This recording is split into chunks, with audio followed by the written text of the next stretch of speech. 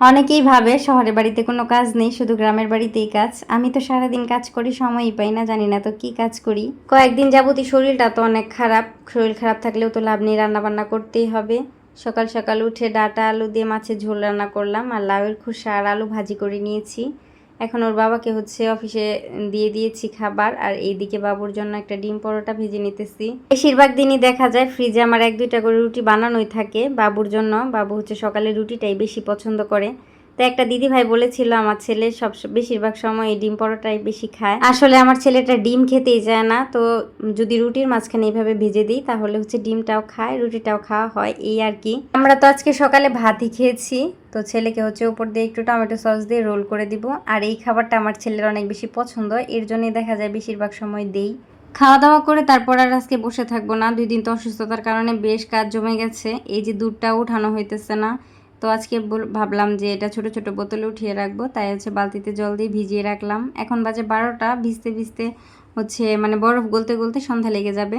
যাই হোক, এদিকে বাবুর স্নান করারও সময় হয়ে গেছে। বাবুকে স্নান করে দিয়েছি, এখন একটা ফল কেটে দিয়ে ওকে বসিয়ে দিব, তারপর আমি স্নান করতে যাব।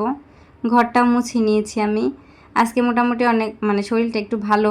তোকে ফল কেটে দিয়ে আমি স্নান করে এসে একটু গীতা পড়ে নিলাম। এখন দুপুরের খাবার খাবো। তো দুপুরে বাবুকে ভাত খাওয়াতে গিয়েছি, বাবু ভাত খাবে না, সে নুডলস খাবে। আমারও ভাত খেতে ভালো লাগতেছে না, তাই আবার একটু নুডলস রান্না করে নিলাম। এখন দুপুরে ভাত খাওয়া বাদ দিয়ে 2 জন মা ছেলেতে বসে নুডলস খাবো। তো বাবুর সাথে বসে বসে নুডলস খেলাম আর টিভি দেখলাম। আর নুডলস খাওয়া হয়ে গেলে বাবুকে ঘুম পাড়িয়ে দিব। দুপুরের খাবারটা যেহেতু দেরি হয়েছে, বাবুর ঘুমাতেও আজকে একটু দেরি হয়েছে। বাবু ঘুমালে আমি এই যে দুধগুলো সব ছোট ছোট বোতলে রেখে দিলাম, বের করে খাওয়াতে আমার সুবিধা হবে। আর দুধ যেহেতু বেরি করেছি, সেজন্য ভাবলাম যে কড়া করে খাঁটি গরুর দুধ দিয়ে চা খাই। আর এর মাঝখানে বাবু উঠে গেছে, আজকে তার ঘুম হয়নি ভালো।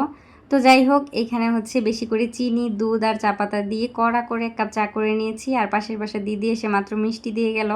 দেখুন, মনে হইতেছে গুড়ের নাড়ুর মতো। তো এখন বসে বসে চা দিয়ে বিস্কুট দিয়ে খাবো। আর বাবুর জন্য একটু হরলিক্স করে দিলাম, ও তাই খাবে। তো দুধ যখন বের করেছিলাম তখন একটু পায়েস রান্না করেছিলাম বাবুর জন্য। মূলত ঝোলা গুড় দিয়ে করেছি, ঝোলা গুড় দিয়ে আমি কখনো পায়েস করিনি, তাই অল্প একটু করে দেখলাম দুধটা কেটে যায় কিনা। তো কেটে যায়নি। এর মাঝখানে বাবুর বাবা চলে আসছে, তাই ওকে একটু দিলাম, বলল যে ভালোই হয়েছিল। তো ওর বাবা আবার একটু কিছু বাজার করে নিয়ে আসছে, এখন সেইগুলোই গুছিয়ে রাখবো। সারাদিন দেখেন আমার একটু বসার সময় নাই। অনেকেই বলে আমাকে শহরের বাড়িতে নাকি কোনো কাজ নাই, সারাদিন শুয়ে বসে থাকা, অথচ আমি সারাদিন একটু বসার সময়ও পাই না।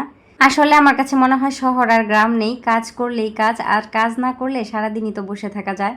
শহরের কাজ আর গ্রামের কাজের ধরনটা হয়তো বা ভিন্ন, তবে কাজ 2 জায়গায় আছে, 2 জায়গার কাজ 2 রকমই আর কি। তো ওর বাবা অনেক কিছুই বাজার করে নিয়ে আসছিল, এইগুলো সুন্দর করে এখন গুছিয়ে রাখবো। সাথে ডিম নিয়ে আসছিল, ডিমগুলো ধুয়ে ফ্রিজে রেখে দিব। তারপর আগামীকাল যা রান্না করব সেইগুলো বসে বসে কাটাকাটি করব, তারপরে ভাত রান্না করতে হবে রাতের। তো ভাবছি আগামীকাল সবজি রান্না করব, সবজিটা কেটে নিলাম, এখন ভাত বসিয়ে দেব। তো আজকের ভিডিওটা এই পর্যন্তই। ভিডিওটি ভালো লাগলে আমার চ্যানেলটিকে সাবস্ক্রাইব করে আমার পাশেই থাকবেন পরবর্তী ভিডিও দেখার জন্য।